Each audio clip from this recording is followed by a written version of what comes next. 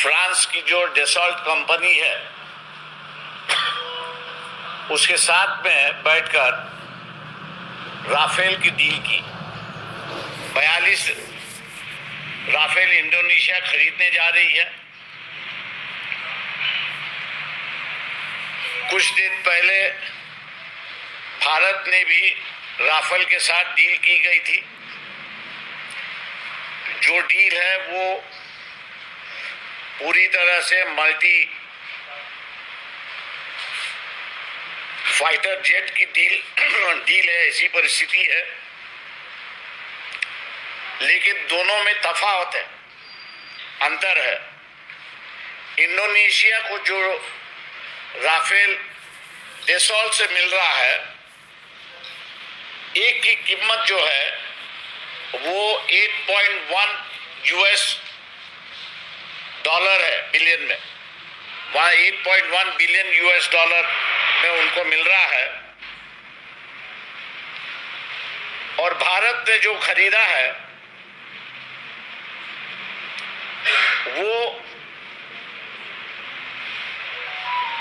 340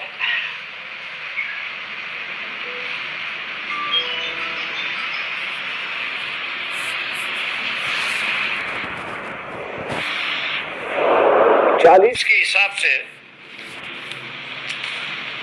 340 million each Rafale jet की कीमत हम लोग ने दी है।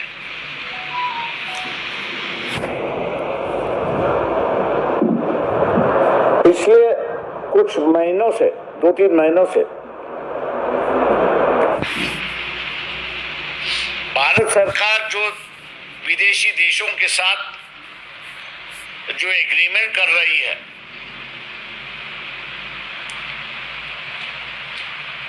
कहीं ना कहीं तो भी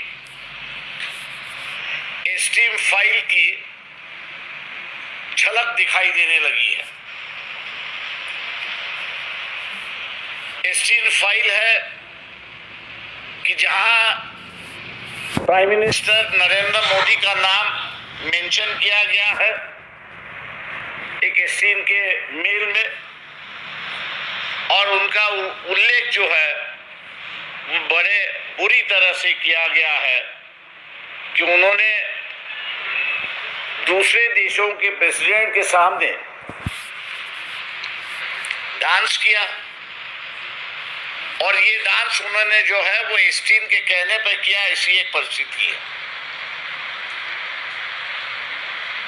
अमेरिका के साथ में जो डील हुआ, ट्रेड एग्रीमेंट जो हुआ, उस ट्रेड एग्रीमेंट में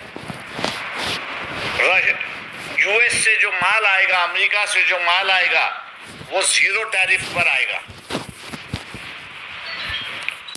और भारत से जो माल जाएगा उसमें कम से कम 18% टैरिफ लगेगी।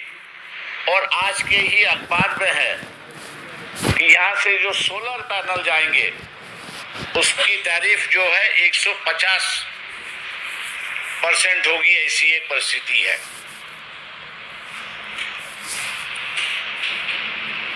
मैं एक असमझ में हूं क्योंकि कांग्रेस एक सबसे बड़ी पार्टी है। खड़गे हो, राहुल गांधी हो, दोनों को हमने एक लेटर लिखा था कि जिसमें इस एग्रीमेंट का विवरण हमने पूरी तरह से कहा था। लेकिन जो पार्लियामेंट से हाईलाइट हो रहा है इस यूएस ट्रेड एग्रीमेंट के बारे में, वो एग्रीकल्चर को लेके ही फोकस हो रहा है।